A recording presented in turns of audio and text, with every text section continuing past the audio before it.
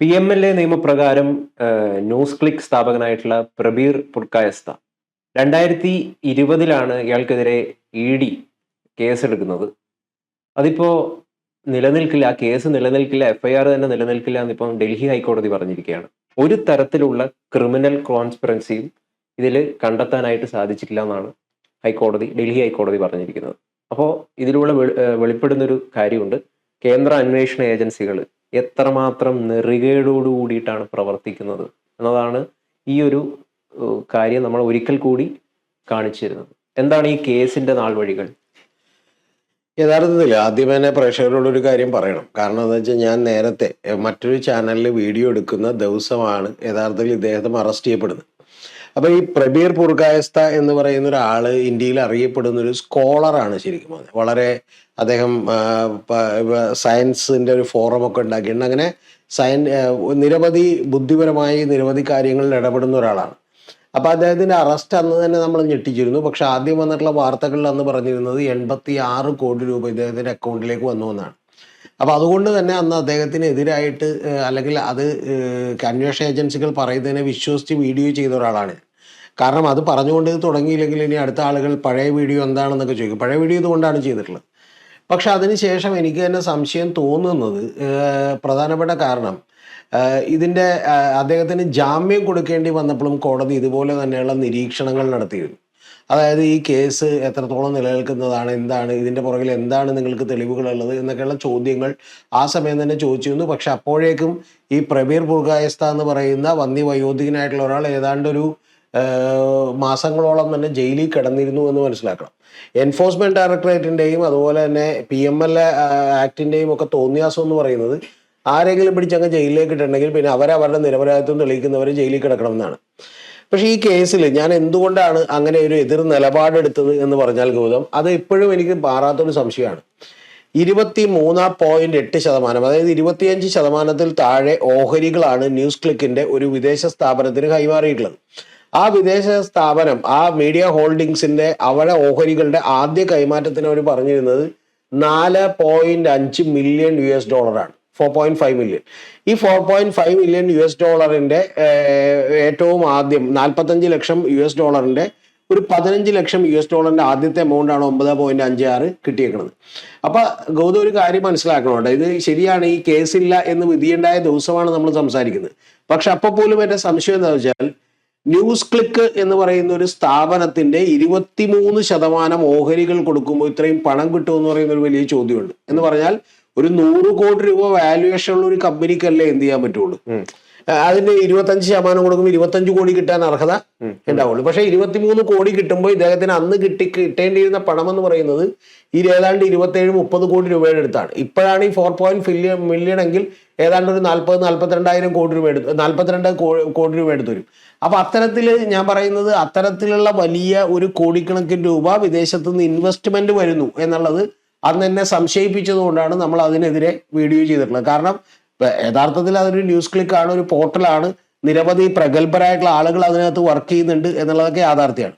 പിന്നെ ഇതിന്റെ പുറത്ത് നമുക്ക് സംശയം തോന്നുന്നത് എന്താണെന്ന് വെച്ചിട്ടുണ്ടെങ്കിൽ, ഇദ്ദേഹം ചൈനയുമായി ബന്ധപ്പെട്ടിട്ടുള്ള ചില ഏജൻസികൾ, ചൈനയിൽ നിന്ന് US ഫണ്ട് കൊടുക്കുകയും US നിന്ന് നേരെ ഇങ്ങോട്ട് ഫണ്ട് വകമാറ്റുകയും ചെയ്യുന്നു എന്നാണ് ഇവരന്ന് ആരോപണമായി പിന്നീട് ഉന്നയിച്ചത്. ഞാൻ അന്ന് അങ്ങനെ വീഡിയോ ചെയ്തു പോയത് കൊണ്ട് തന്നെ ഞാൻ ഇതിന്റെ നാൾവഴികളൊക്കെ കൃത്യമായിട്ട് നോക്കിയിരുന്നു. അപ്പൊ അന്ന് നമ്മൾ നോക്കുമ്പോൾ പിന്നീട് നമുക്ക് മനസ്സിലാക്കാൻ കഴിയുന്ന ഒരു കാര്യം, അങ്ങനെ ചൈനയ്ക്ക് അനുകൂലമായിട്ടുള്ളതോ വേറെ ഏതെങ്കിലും തരത്തിലുള്ളതോ ആയിട്ടുള്ള ഒരു വാർത്തയും അതിനകത്ത് ഇതേവരെ പബ്ലിഷ് ചെയ്തിട്ടില്ല. വളരെ 1-2 ലേഖനങ്ങൾ അല്ലെങ്കിൽ അത്തരത്തിലുള്ള കാര്യങ്ങളേ ഉള്ളൂ. ആ ലേഖനങ്ങളൊക്കെ തന്നെ ഇന്ത്യയിൽ ആര് വായിക്കാനാണെന്ന് ചോദിച്ചാൽ ഒരു 10,000 പേര് പോലും വായിക്കില്ല. ഒന്നാമത്തത് ഇംഗ്ലീഷിലാണ്, രണ്ടാമത്തത് ഗൗതം അറിയേണ്ടത് അത് അത്രയും ഡീപ്പായി പോകുന്ന ഈ പറയുന്ന ലേഖനങ്ങളൊക്കെയാണ്. അപ്പൊ അത്തരത്തിലുള്ള ലേഖനങ്ങളൊന്നും അതിനകത്ത് പ്രസിദ്ധീകരിച്ചിട്ടില്ല. പക്ഷെ ഒരു സംശയം ഇപ്പോഴും നിലനിൽക്കുന്നുണ്ട് എന്നുള്ളത് വാസ്തവമാണ്. ഒന്ന്, എൻഫോഴ്സ്മെന്റ് ഡയറക്ടറേറ്റ് പണിഷ് ചെയ്യാൻ വേണ്ടി മാത്രമുള്ള ഒരു കാര്യമാണ്. ഈ കേസിന്റെ പുറകിലുള്ള പ്രത്യേകത എന്താ വെച്ചാൽ, കേന്ദ്ര വാർത്താവിനിമയ കേന്ദ്രം തന്നെ പരാതി കൊടുത്തിട്ടാണ് ഇത് എന്ത് ചെയ്യുന്നത്, ഇൻഫർമേഷൻ കൊടുത്തിട്ടാണ്. അതായത് ഡൽഹി പോലീസിന്റെ എക്കണോമിക്സ് വിങ്ങും അതുപോലെ EWOയും എക്കണോമിക്സ് വിങ്ങിലെ ഓഫീസും അതുപോലെ തന്നെ എൻഫോഴ്സ്മെന്റ് ഡയറക്ടറേറ്റും കൂടിയാണ് എടുക്കുന്നത്. യഥാർത്ഥത്തിൽ ഞാൻ പറയുന്നത് ഈ PMLA ആക്ട് എന്ന് പറയുന്നത്, ഈ ഫണ്ട് ഇദ്ദേഹം വാങ്ങിക്കുന്നതിന് മുമ്പ് എന്താണ് ഇൻഫർമേഷൻ ബ്രോഡ്കാസ്റ്റിനോട് അനുമതി ചോദിച്ചിട്ടുണ്ട്, അവർ അനുമതി കൊടുക്കുകയും ചെയ്തു. ഇൻഫർമേഷൻ ബ്രോഡ്കാസ്റ്റോടും RBIയെയും കൃത്യമായി ബാങ്കിനെയും ഒക്കെ അറിയിച്ച് നിയമപരമായി മാത്രമേ ഇങ്ങോട്ട് ഫണ്ട് എന്ത് ചെയ്യാൻ പറ്റുള്ളൂ, കൊണ്ടുവരാൻ പറ്റുള്ളൂ. അതും എങ്ങനെയാണ് ശരിക്കും പറഞ്ഞിട്ടുണ്ടെങ്കിൽ ഒരു ഫോറിൻ ഡയറക്റ്റ് ഇൻവെസ്റ്റ്മെന്റ് ആണ്. ആ ഇൻവെസ്റ്റ്മെന്റിന്റെ ഭാഗമായി അടുത്തൊരു കാര്യം കൂടി ഉള്ളത്, യഥാർത്ഥത്തിൽ ഈ എല്ലാ പെർമിഷനുകളും എടുക്കണമെന്ന് മാത്രമല്ല, ശരിക്കും ഇവരുടെ ഓഹരികൾ കൊടുത്തുകൊണ്ട് അവർ ശരിക്കും പറഞ്ഞാൽ ഇതിന്റെ 23.7% ഓഹരികൾ മേടിക്കുകയാണ്. എന്ന് പറഞ്ഞാൽ അന്നത്തെ FDI ക്യാപ്പ് എനിക്ക് വേണ്ടി 25% മേടിക്കാൻ പറ്റും, അങ്ങനെ അവർ മേടിക്കുകയാണ്. അപ്പൊ അത് നിരവധി മന്ത്രാലയങ്ങളിലൂടെ കടന്ന് ഓർഡർ കിട്ടിയിട്ടേ അത് മേടിക്കാൻ പറ്റൂ. അപ്പൊ ആ സമയത്തൊന്നും ഇതിന് ഓർഡർ ഡിനേ ചെയ്യാതിരുന്നവർ പിന്നെ ഇതിനെതിരെ കേസ് കൊടുക്കുകയും പ്രബീർ പുർഗായസെ പിടിച്ച് അറസ്റ്റ് ചെയ്യുകയും ചെയ്തതിന്റെ ഒരൊറ്റ കാരണം എന്ന് പറയുന്നത് ഫാസിസ്റ്റ് റെജീമാണ് ഇന്ത്യ ഭരിക്കുന്നത് എന്ന് പറഞ്ഞ് അദ്ദേഹം അതിനു മുമ്പ് നിരവധി സബ്മിറ്റുകളിൽ സംസാരിക്കുന്നതും അതുപോലെ പ്രസംഗിക്കുന്നതുമായിട്ടുള്ള കാര്യങ്ങളൊക്കെ തന്നെ വന്നിട്ടുണ്ട്.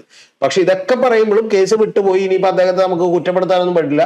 പക്ഷെ ഒറ്റ കാര്യം കൂടി ഞാൻ പറയാം, ഇതിന്റെ 2 പാഠങ്ങൾ കൂടി നമുക്ക് നൽകുന്നുണ്ട്. അതെന്താണെന്ന് വെച്ചിട്ടുണ്ടെങ്കിൽ, ഒന്ന്, ഇത്തരത്തിൽ ഇപ്പൊ ഇന്ത്യയിലെ ഏതെങ്കിലും ഒരു അന്വേഷണ ഏജൻസികൾ കേസെടുത്താൽ നമുക്ക് വാർത്ത പോലും കൊടുക്കാൻ പറ്റില്ല എന്നുള്ള ലെവലിലായിട്ടുണ്ട്. കാരണം എന്താ, ആ കേസെടുക്കുന്നത് പലപ്പോഴും ഒരു പ്രതികാരത്തിന്റെയോ അല്ലെങ്കിൽ ഭരണകൂടത്തിന് താല്പര്യമുള്ള ആളുകൾക്കെതിരെ മാത്രമായിരിക്കും എന്ന് പറയുന്ന പാഠം ഒന്ന്.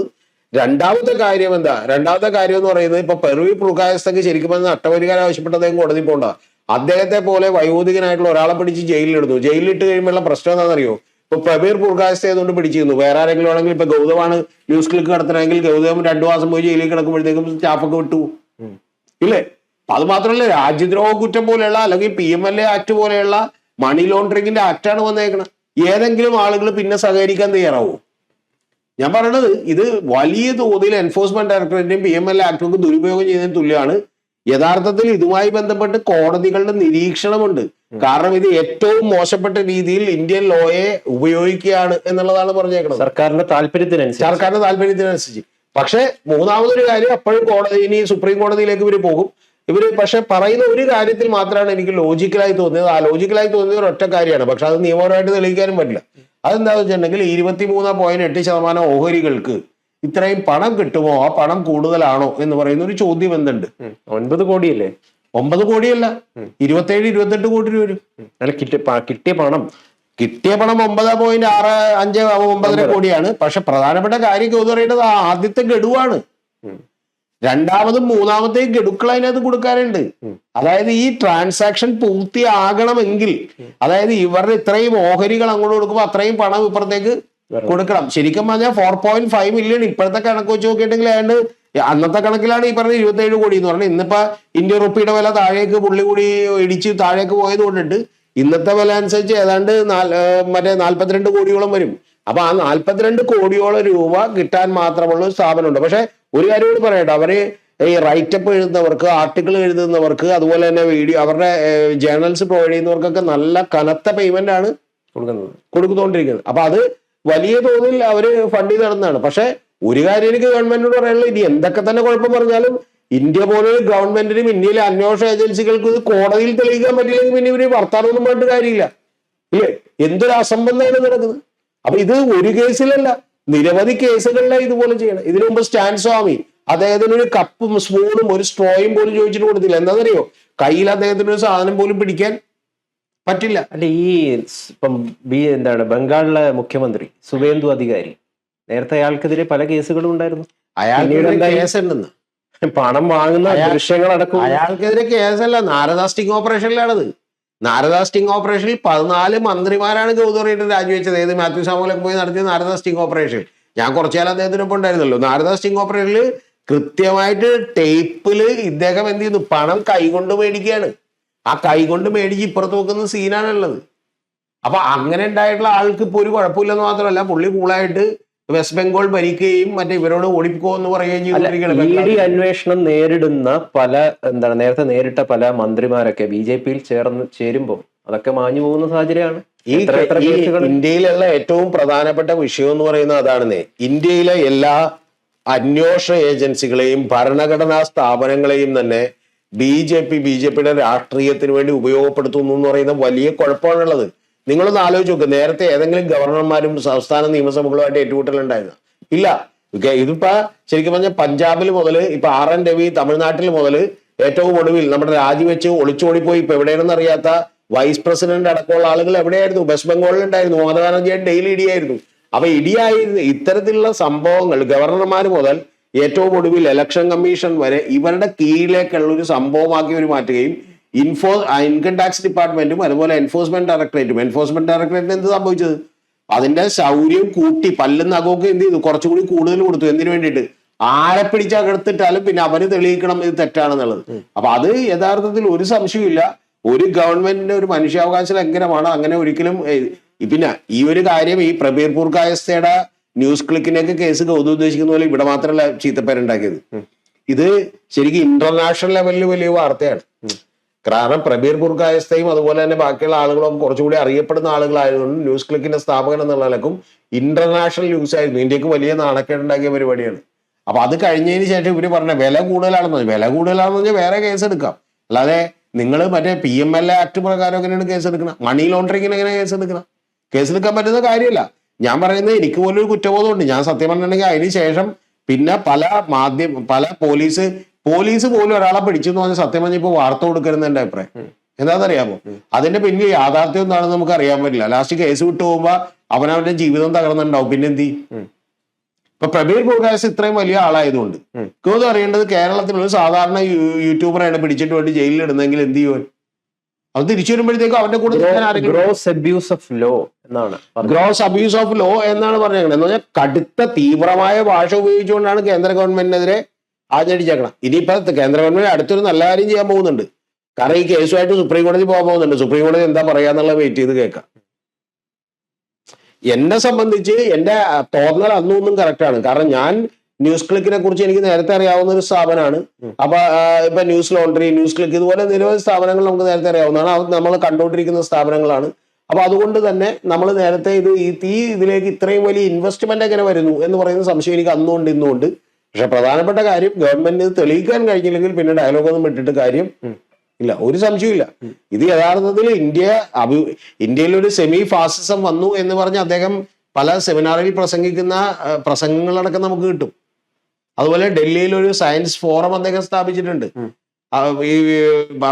ഇദ്ദേഹം വിദേശത്ത് നിരവധി തവണ വർക്ക് ചെയ്തിട്ടുള്ള ഒരാളാണ്, തായ്ലാന്റിലും മറ്റു പല സ്ഥലങ്ങളിലും. അപ്പൊ അതെല്ലാം കഴിഞ്ഞിട്ട് ഈ ഗവൺമെന്റിനെതിരെ നിൽക്കുന്നു എന്നുള്ളത് കൊണ്ട് മാത്രമാണ് ഈ കേസ് വന്നത്. താങ്കൾ പറഞ്ഞ പോലെ ഗ്രോസ് അബ്യൂസ് ഓഫ് ലോ എന്ന് പറഞ്ഞാൽ അതിനപ്പുറത്തേക്ക് എന്ത് പറയാനാണ്? Merely because the parties entered into an agreement is not sufficient to constitute criminal conspiracy. അല്ല, അതാണ് പറയുന്നത്. കോടതി പറഞ്ഞ വാക്കുകളാണ് വാക്കുകളാണ് പറയുന്നത്. അല്ല, ഞാൻ പറഞ്ഞത് കറക്റ്റ് ആണെന്നേ. ഈ പറയുന്ന കോടതി പറയാണ് ഒരു എഗ്രിമെന്റ് ഉണ്ടാക്കി ഇവിടെ നിന്നുള്ള ബ്രോഡ്കാസ്റ്റിംഗ് മിനിസ്ട്രിയുടെയും അതുപോലെ തന്നെ RBIയുടെയും എല്ലാവിധ ഇതും മേടിച്ചിട്ട് മാത്രമേ ഇത്രയും പണം കൊണ്ട് ട്രാൻസ്ഫർ ചെയ്യാൻ അനുമതി കൊടുത്തിട്ടാണ് ട്രാൻസ്ഫർ ചെയ്തേക്കണം. എന്നിട്ടാണ് പിന്നെ എന്ത് ചെയ്തേക്കണം? ഇവര് പരാതി കൊണ്ട് കൊടുത്തേക്കണം. അപ്പൊ അല്ലെങ്കിൽ നിങ്ങൾ ഇത് വേണ്ടെന്ന് പറഞ്ഞ പക്ഷെ ഒരു കുഴപ്പമുണ്ട്. എന്താ കാര്യം അറിയാം? പിന്നെ പുള്ളിനെ അറസ്റ്റ് ചെയ്യാൻ പറ്റില്ല. പണം ഇങ്ങോട്ട് വന്നാലേ ഇത് അറസ്റ്റ് ചെയ്യാൻ പറ്റുള്ളൂ. അപ്പോഴാണ് ഗൗതം പറഞ്ഞ പോലെ ഇത് ബോധപൂർവ്വം ചെയ്താണെന്ന് നമ്മൾ വിചാരിക്കേണ്ടി വരും. അല്ല, EDയുടെ വിശ്വാസതയാണ് ചോദ്യം ചെയ്യപ്പെടുന്നത്. ED പറഞ്ഞുകൊണ്ടിരിക്കുന്ന തമാശ എന്താ പറയുക? 94 കേസുകളിൽ അവര് 94% അവർക്ക് മറ്റേ ഇതുണ്ടെന്ന് പറയണം, മറ്റേ 94% കൺവിക്ഷൻ റേറ്റ് ഉണ്ടെന്ന് പറഞ്ഞു. ഏത് വിചാരണക്ക് എടുത്ത കേസുകളിൽ ഏറ്റവും വലിയ തമാശ എന്താ പറയുക? ശിക്ഷിച്ചിട്ടുള്ളത് 15 പേരെയാണ് എന്ത് ചെയ്തേക്കണം. 15 പേര്. 15 പേര്. ഇതിന്റെ എത്ര കേസുകൾ എടുത്തു എന്ന് 6000-ഓളം കേസുകൾ ഈ പറയുന്ന എടുത്തതിലാണ് എന്ത് ചെയ്തേക്കണം? ഇത്രയും പേരെ ശിക്ഷിച്ചേക്കണം. ശരിക്കും പറഞ്ഞാൽ 1% പോലും ഇവരുടെ കൺവിക്ഷൻ റേറ്റ് ഇല്ല. അപ്പൊ പിന്നെ ഈ 84 എന്ന് പറയുന്നത് ശുദ്ധ കള്ളത്തല്ല. ഇവര് പറഞ്ഞ 94, 84 ഇല്ല. ഇവര് പറഞ്ഞതെന്ന് വെച്ചാൽ വിചാരണക്ക് എടുത്ത കേസുകളിൽ വിചാരണ ചെയ്യൂല. എന്ത് ചെയ്യും? ഇത് നീട്ടിക്കൊണ്ടുപോകും. ഈ അന്വേഷണം നീട്ടിക്കൊണ്ടുപോകല്ലോ. അന്വേഷണം നീട്ടിക്കൊണ്ടുപോയി എന്ത് ചെയ്യാൻ പറ്റും? ഇതിന്റെ പ്രശ്നം അതാണ്. ഒരാളെ പിടിച്ച് ജയിലിൽ ഇടുന്നു, എന്നിട്ട് നീ തെളിയിച്ചിട്ട് പുറത്തേക്ക് വന്ന് പറയുന്നു. ജയിലിൽ കിടക്കുന്നവൻ എങ്ങനെ തെളിയിക്കാൻ? അവൻ പുറത്ത് മറ്റേ ഡിറ്റക്റ്റീവ്സുകളെ അല്ലെങ്കിൽ ഷെർലക് ഹോംസിനെ വിട്ട് തെളിയിക്കുക. ഒരാളെ പിടിച്ച് ജയിലിലേക്ക് ഇടുന്നു, അതും പ്രത്യേകിച്ചും PMLA ആക്ട് പ്രകാരമാണ്. അതിൽ രാജ്യവിരുദ്ധ പ്രവർത്തനങ്ങൾ ഉണ്ടെന്ന് കൂടി പറയുമ്പോഴത്തേക്കും പിന്നെ അവന്റെ ബന്ധുക്കളും സുഹൃത്തുക്കളും എല്ലാം നഷ്ടപ്പെടും. ഇതിപ്പോ പ്രബീർ പുർകായസ്ഥ ആയതുകൊണ്ട് ലോകം മുഴുവൻ BJPയുടെ അഴിമതി വിരുദ്ധ പോരാട്ടത്തിന്റെ പൊള്ളത്തരമാണ് ഇത്തരം വിഷയങ്ങളിലൂടെ കൃത്യമായിട്ടും വെളിപ്പെടും. അത് പിന്നെ ജനത്തിനൊക്കെ അറിയാവുന്ന അഴിമതി വിരുദ്ധ പോരാട്ടമൊന്നും BJP നടത്തുന്നില്ല. കാരണം അങ്ങനെ ഉണ്ടെങ്കിൽ BJP എന്ത് ചെയ്യാലോ? ഈ പറയുന്ന ഇലക്ട്രൽ ബോണ്ട് വഴി സാന്റിയാഗോ മാർട്ടിന്റെയും മേഘ എഞ്ചിനീയറിംഗ് ഇൻഫ്രാസ്ട്രക്ചർ ലിമിറ്റഡിന്റെയും ഒക്കെ പണം മേടിച്ച് കയ്യിൽ വെച്ചിട്ട് അവർ 140 കോടി രൂപ എന്ന അടുത്ത മാസം 4000 കോടി രൂപയുടെ പ്രൊജക്ട് സാങ്ഷൻ ചെയ്ത് കൊടുക്കുകയാണ്. എന്ന് പറഞ്ഞാൽ കൃത്യം എത്രയാണ്? 1% കമ്മീഷനായിട്ട് ഇങ്ങ് മേടിച്ചേക്കാണ് അഡ്വാൻസ് ആയിട്ട്. അതൊക്കെ ചെയ്യുന്ന ഒരു പാർട്ടിയാണ്. അതുകൊണ്ട് ഇതിൽ വലിയ കഥയൊന്നുമില്ല. എനിക്കതിൽ ഞാൻ പറഞ്ഞു വന്നത്, നേരത്തെ ഇത് 3-4 കൊല്ലം മുമ്പ് ഞാനിതുമായി വീഡിയോ ചെയ്യുമ്പോൾ ആദ്യം വന്നിട്ടുള്ള ഇൻഫർമേഷൻസ് എല്ലാം പുള്ളിക്കെതിരാണ്. അപ്പൊ സത്യത്തിൽ ഞാൻ ഞെട്ടിപ്പോയിട്ടുണ്ട്. അല്ല, അരവിന്ദ് കെജ്രിവാളിന്റെ കേസിൽ എന്താണ് ഒരു ഏറ്റവും വലിയ എക്സാമ്പിൾ ആണല്ലോ. അയാൾ ജയിലിലെടുത്തിട്ട് കുറെ നാൾ ഇട്ടു. അരവിന്ദ് കെജ്രിവാളിന്റെ കേസിൽ എന്താണ്? ഒന്നും സംഭവിച്ചില്ല. അവരുടെ ആ ഉദ്ദേശങ്ങളൊക്കെ നടന്നു, അവർ ജയിച്ചു. അവർ ഈ നിയമം കൊണ്ടിട്ട് എന്ത് ചെയ്തു? അവർ ജയിച്ചു. എന്താ? അവർ ഡൽഹിയിൽ ജയിച്ചു. അതുപോലെ അരവിന്ദ് കെജ്രിവാളിന്റെ പാർട്ടി തകർത്തു. ഇപ്പൊ എന്താ പ്രശ്നമുള്ളത്? ഇപ്പൊ എന്താ സംഭവിച്ചുകൊണ്ടിരിക്കുന്നത്? ബംഗാളിൽ, വെസ്റ്റ് ബംഗാളിൽ ഓരോ MLA-മാരുടെ വീട്ടിലും എൻഫോഴ്സ്മെന്റ് ഡയറക്ടറേറ്റിന്റെ കേസ് വരും. അതുപോലെ ഞങ്ങളുടെ ഇൻകം ടാക്സിന്റെ എൻക്വയറി വരുമെന്ന് പറഞ്ഞ ആളുകൾ എന്നുകൊണ്ടിരിക്കുകയാണ്. ഇനി ഇപ്പൊ പഞ്ചാബിൽ എന്താ സംഭവിച്ചുകൊണ്ടിരിക്കുന്നത്? പഞ്ചാബിൽ അവിടെ ഒരു മന്ത്രിയുണ്ട്. ആ മന്ത്രിയുടെ പേര് എനിക്ക് തോന്നുന്നു അറോറ എന്നാണ്. ആ മന്ത്രി ഗൗതം അറിയേണ്ടത് 248 കോടി രൂപ അസറ്റ് ഉള്ള ആളാണ്. ആ മന്ത്രിയുടെ വീട്ടിൽ ഇപ്പൊ എൻഫോഴ്സ്മെന്റ് ഡയറക്ടറേറ്റ് ഇൻകം ടാക്സിന്റെ അന്വേഷണം നടക്കുമെന്ന് പറഞ്ഞ ലവ്ലി പ്രൊഫഷണൽ യൂണിവേഴ്സിറ്റി അവിടുത്തെ രാജ്യസഭാ മെമ്പറായിരുന്നു. അയാളുടെ മറ്റേ അന്വേഷണം ഇൻകം ടാക്സ് എന്ന എൻക്വയറി നടത്തിയതിന്റെ പിറ്റേ ദിവസമാണ് അയാൾ BJP-യിലേക്ക് അറിയിക്കണം. ഇനി ഗൗതം പറഞ്ഞ പോലെ BJP-യിലേക്ക് മാറിയ ഒരു കുഴപ്പമില്ല. കാരണം 30,000 കോടി രൂപയുടെ അഴിമതി ഉണ്ടായിരുന്നു. അജിത് പവാർ BJP-യിലേക്ക് എന്നു. പിന്നെ പ്രശ്നമില്ല. NDA-യുടെ ഭാഗമായാൽ മതി. പിന്നെ പ്രശ്നമില്ല. പിന്നെ കേസില്ല. NDA-യുടെ ഭാഗമായി കഴിഞ്ഞാൽ കള്ളന്മാർക്ക് ഞങ്ങൾ സംരക്ഷണം നൽകും. NDA ഭാഗമല്ലാത്ത കള്ളന്മാർക്ക് ഇനി ശരിക്കും വന്നിട്ടുണ്ടെങ്കിൽ മീഡിയ മുഴുവൻ ഇവരെ പുകഴ്ത്തിക്കൊണ്ടിരിക്കുക. അല്ലെന്നുണ്ടെങ്കിൽ ഇതുപോലെയുള്ള കാര്യങ്ങൾ സംഭവിക്കുമെന്ന് പറയണം. ഇത് ജനം മനസ്സിലാക്കി ഉയർത്തെഴുന്നേറ്റല്ലാതെ ഇവിടെ ഒന്നും സംഭവിക്കില്ല. പിന്നെ ഇങ്ങനൊരു ഈ പറയുന്ന മിലിറ്ററി വൈസ് അല്ലാതെ അന്വേഷണ ഉദ്യോഗസ്ഥരെ ഉപയോഗിച്ചുകൊണ്ടൊരു ഫാസിസം നടപ്പാക്കാമെന്ന് ഇന്ത്യയിൽ ആരെങ്കിലും വിചാരിക്കുന്നുണ്ടെങ്കിൽ അവർ വിഡ്ഢികളുടെ സ്വർഗത്തിലാണ്. താൽക്കാലിക ജയം അവർക്കും അൾട്ടിമേറ്റ് ആയിട്ടുള്ള ജയം ജനങ്ങൾക്കും ഉണ്ടാവുള്ളൂ. ജനങ്ങൾ ഇതൊക്കെ മനസ്സിലാക്കുന്നുണ്ടോ? അതൊക്കെ തോന്നലാണ് ഗൗതം. ഇപ്പൊ ഹിറ്റ്ലർ, മുസോളിനി എന്തോരം പേര് എന്ത് ചെയ്തു? ആദ്യമൊക്കെ ജനങ്ങൾ വോട്ട് ചെയ്യും. കുറച്ച് കഴിയുമ്പോൾ എന്ത് ചെയ്യും? ഇതിലൊക്കെ ജനം ആളുകളെ കഴിഞ്ഞ തവണ തന്നെ BJP വിചാരിച്ചെന്താ? BJP-യുടെ തന്ത്രങ്ങൾക്ക് വഴങ്ങി ജനം 400 സീറ്റ് കൊടുക്കുമെന്നാണ്. എത്ര സീറ്റ് കൊടുത്തു? 63 സീറ്റ് അങ്ങ് കുറച്ചു. അപ്പൊ അതുകൊണ്ട് 250 സീറ്റുകളിലേക്ക് എത്തി. അതുകൊണ്ട് ഇതൊക്കെ കുറച്ചു കാലം നടക്കും. ചിലപ്പോ ഒരു 10 കൊല്ലം നടക്കും, 15 കൊല്ലം നടക്കും എന്നൊക്കെ നമ്മൾ മീഡിയയുടെ കരണത്ത് കിട്ടിയ ഒരു അടി തന്നെയല്ലേ ഇത്? ഒരു സംശയമില്ല. എൻഫോഴ്സ്മെന്റ് ഡയറക്ടറേറ്റിന്റെ കർണക്കുറ്റി കിട്ടിയ അടിയാണെന്ന് മാത്രമല്ല, ശരിക്കും അതുണ്ടെങ്കിൽ പ്രബീർ പുർകാസ് നഷ്ടപരിഹാരത്തിന് പോയി ഇവരുടെ നഷ്ടപരിഹാരം കൂടി മേടിക്കുന്നതാണ്. ഇതിൽ ഒരു കാര്യം ചെയ്ത് ഈ പണിയൊക്കെ നിൽക്കും. എന്ത് ചെയ്യണമെന്ന് അറിയാമോ? ഉദ്യോഗസ്ഥന്മാരെ അക്കൗണ്ടബിൾ ആക്കണം. ഒരാളെ വെറുതെ പിടിച്ചങ്ങട് കേസിന് ജയിലിൽ പിടിച്ച് അകത്തിട്ടുണ്ടെങ്കിൽ ഉദ്യോഗസ്ഥന്മാരുടെ ശമ്പളത്തിൽ നിന്ന് എടുത്ത് നഷ്ടപരിഹാരം കൊടുക്കേണ്ടി വരുമെന്ന് പറഞ്ഞാൽ പിന്നെ ഒരുത്തരെയും പിടിച്ച് അകത്ത് ഇടൂല. ഇതല്ല, എന്ത് പോക്കൃത്തരം വേണമെങ്കിലും ഇന്ത്യ പോലൊരു രാജ്യത്ത് കാണിക്കാം. അതിനുശേഷം എന്ത് ചെയ്യാം? ഇതുപോലെ കോടതി വിധി എതിരായാലും ഉദ്യോഗസ്ഥന് കുഴപ്പമില്ല. ഇപ്പൊ സത്യത്തിൽ ആലോചിക്കും, പ്രബീർ പുർകാസ് ചെയ്തുകൊണ്ടൊന്നും നഷ്ടപ്പെട്ടില്ല. വേറെ അരവിന്ദ് കെജ്രിവാളിന് എന്താ? സ്വന്തം രാജ്യവും ഈ പറയുന്ന പോലെ രാഷ്ട്രവും അതുപോലെ അദ്ദേഹത്തിന്റെ കയ്യിലുള്ള പാർട്ടിയും എല്ലാം നഷ്ടപ്പെട്ടു. ഒന്ന് ആലോചിച്ച് നോക്ക്. ഇനി വെസ്റ്റ് ബംഗാളിൽ എന്താ? വെസ്റ്റ് ബംഗാളിൽ തെരഞ്ഞെടുപ്പ് കഴിഞ്ഞ് ഉടനെ തന്നെ പറഞ്ഞിരുന്നു ഞങ്ങൾ ജയിച്ചു എന്ന് പറയുന്നതിന്റെ അടുത്ത മണിക്കൂറുകളിൽ സുവേന്ദു അധികാരി പറഞ്ഞ ഒരൊറ്റ വാചകമാണ്. ആ വാചകം എന്താണെന്നറിയാമോ? TMC തകരും എന്നാണ് പറഞ്ഞത് ഒരൊറ്റ മാസത്തിനുള്ളിൽ. എങ്ങനെ ഇദ്ദേഹത്തിന് മനസ്സിലായി? അപ്പൊ നിങ്ങളുടെ കയ്യിൽ അമിതാധികാര പ്രയോഗമുണ്ടെങ്കിൽ, നിങ്ങളുടെ കയ്യിൽ പവർ ഉണ്ടെങ്കിൽ, നിങ്ങളുടെ കയ്യിൽ ഈ പറയുന്ന വലിയ അധികാരമുണ്ടെങ്കിൽ അത് ഉപയോഗിച്ച് നിങ്ങൾക്ക് ആരെയും ബോളി ചെയ്യാം, കീഴ്പ്പെടുത്താം എന്ന് പറയുന്ന കാര്യമാണ്. ഒന്ന് ആലോചിച്ച് നോക്ക്. ഇത് ആലോചിക്കുമ്പോഴാണ് നമ്മൾ ഇന്ദിരാഗാന്ധിയൊക്കെ പോലും എത്ര ഭേദമാണെന്ന് ആലോചിക്കണം. മനസ്സിലായി? അല്ലെങ്കിൽ കോൺഗ്രസ് ഭരിച്ചിരുന്ന കാലത്ത് എത്ര സൗകര്യം. കാരണം അവരൊരിക്കലും അങ്ങനെ അടിച്ചമർത്താൻ നോക്കിയിട്ടില്ല. കാരണം അടിച്ചമർത്തേണ്ട ആവശ്യമില്ല. അല്ലെങ്കിൽ തന്നെ അവർക്ക് വലിയ വോട്ട് ബേസ് ഉണ്ടായിരുന്നു. എന്തായാലും ഈ ഒരു ദുർഘടം പിടിച്ച സാഹചര്യത്തെ മറികടക്കുക എന്ന് പറയുന്നത് ഒരു നിസ്സാരപ്പെട്ടുള്ള കാര്യമല്ല. എല്ലാ പാർട്ടികളെയും നിഷ്പ്രഭമാക്കുകയാണ്, പ്രതിപക്ഷ പാർട്ടികളെയും. വോട്ട് ജോലിയല്ല ഇപ്പൊ നടക്കുന്നത്, സീറ്റ് ജോലിയാണെന്നുള്ളത്. ഇതൊക്കെ നിഷ്പ്രഭമാക്കി ഞങ്ങളെല്ലാവരെയും പരാജയപ്പെടുത്തി ആരും ഇല്ലാത്തൊരവസ്ഥ വരുമെന്നൊക്കെ ആരെങ്കിലും ഈ ലോകത്ത് വിചാരിക്കുന്നുണ്ടെങ്കിൽ അവർ ഈ പറയുന്ന പോലെ ദ പാരഡൈസ് ഇൻ ഫൂൾസ് എന്നല്ലാതെ വേറൊന്നും പറയാനില്ല. വിഡ്ഢികളുടെ സ്വർഗത്തിലാണ് അവർ. എന്താ കാര്യമുള്ളത്? ഗൗതത്തിന് തോന്നുന്നുണ്ട്. അങ്ങനെ ഇവിടെ പ്രതിപക്ഷം ഇല്ലാതിരിക്കുമ്പോഴല്ലേ CJP എന്ന് പറഞ്ഞൊരു പാർട്ടി, കോക്രോച്ച് ജനതാ പാർട്ടി വരെ ഞെട്ടിക്കുന്നത് ഇല്ലേ? എത്ര വ്യാപകമായിട്ടുള്ള പ്രചരണം ഇവർക്കെതിരെ. നമ്മുടെ തോന്നലാണ് ഗൗതം. നിങ്ങൾ ഒരു കാര്യം, എന്തായാലും BJP-ക്കെതിരെ ശബ്ദമുയർത്താനായിട്ട് അതിശക്തമായിട്ടുള്ള ഒരു പ്രതിപക്ഷത്തിന്റെ ആവശ്യം ഇന്ത്യയിലുണ്ട്. അല്ല, പ്രതിപക്ഷത്തിന്റെ വേഷം കെട്ട് ഇന്ത്യയിൽ ഉണ്ട്. പ്രതിപക്ഷത്തിന്റെ വിവരമില്ലായ്മയും അവരുടെ ഈ പറയുന്ന പോലെ ഒരു തരത്തിലുള്ള എഫിഷ്യൻസി ഇല്ലായ്മയും ഇതിനകത്തുണ്ട്. കാരണം ഇത്തരം പ്രശ്നങ്ങളൊന്നും അവർ ടേക്കപ്പ് ചെയ്യില്ല. ഇപ്പൊ തന്നെ ഈ വിഷയത്തിൽ എന്തെങ്കിലും മിണ്ടിയോ? പറഞ്ഞ പ്രബീർ പുർകാസിന്റെ കേസിൽ അവർ മിണ്ടിയിട്ടില്ല. ഇവിടെ ഒരു സ്വതന്ത്ര ജേർണലിസം നിലനിൽക്കണം, മാധ്യമപ്രവർത്തനം നിലനിൽക്കണം, എങ്കിലേ ഞങ്ങൾക്ക് നിലനിൽക്കാൻ പറ്റും എന്നുള്ള ചിന്ത ഇവർക്കില്ല. ഒന്ന് ആലോചിച്ച് നോക്കണം. ബാക്കിയുള്ള മീഡിയ മൊത്തം ഗോധി മീഡിയയായി നിൽക്കുമ്പോഴാണ് ഒരു ഇതുപോലെ പ്രബീർ പുർഗായസ്ഥ ന്യൂസ് ക്ലിക്ക് പോലെ അല്ലെങ്കിൽ ന്യൂസ് ലോണ്ടറി പോലെ ഈ പറയുന്ന പോലെ കാരവൻ പോലെ കുറച്ച് പ്രസിദ്ധീകരണങ്ങൾ ചെറിയ സെറ്റപ്പിൽ വർക്ക് ചെയ്തുകൊണ്ട് പ്രതിരോധം ഉയർത്തുന്നത്. അപ്പൊ അവർക്കെതിരെ നടപടി എടുക്കുമ്പോൾ ആരാണ് ഏറ്റവും മുമ്പിൽ നിൽക്കേണ്ടത്?